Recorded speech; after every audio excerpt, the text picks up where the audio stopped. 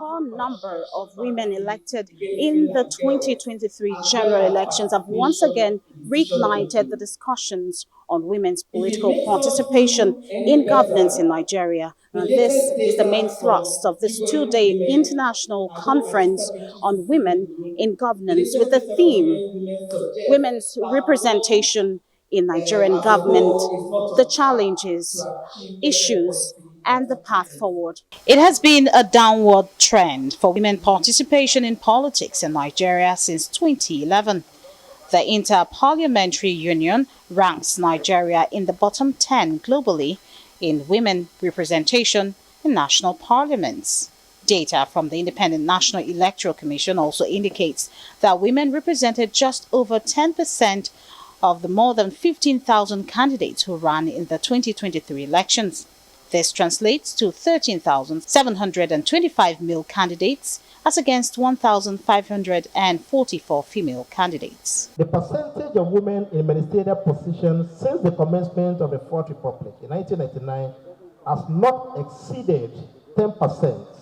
That is 31.7% under Goodluck Jonathan in the year 2011.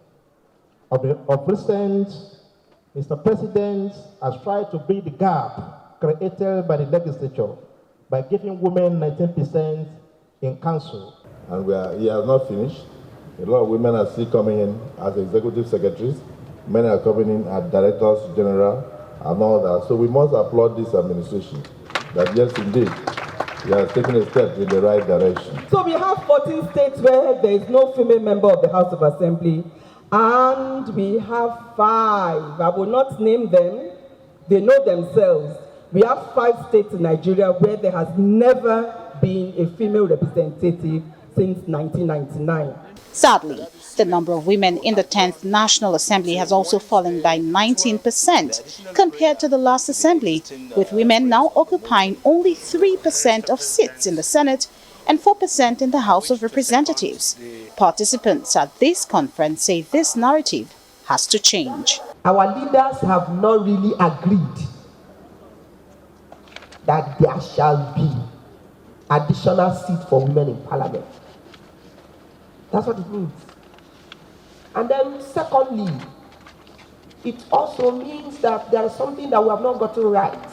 How do we explain that out of 469 seats in the National Assembly, the 10th Assembly has only 3.91 women's representation? The President of the Senate, while acknowledging this situation, has also promised to ensure constitutional and statutory reforms to advance women's political participation. I realize that we already know the problems.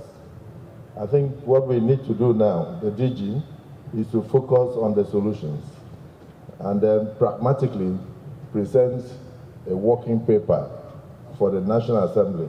Let us remain steadfast in our commitment to empower and uplift the voices of women in governance by fostering an environment that values diversity and inclusivity. Representing the traditional institution, the Emir of Kefi is tasking all men to support the aspirations of Nigerian women.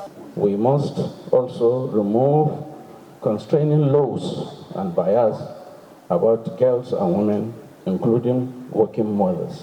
Well, participants here all agree that it is time to move beyond the rhetoric and match words with action so as to achieve greater women participation in the next election cycle.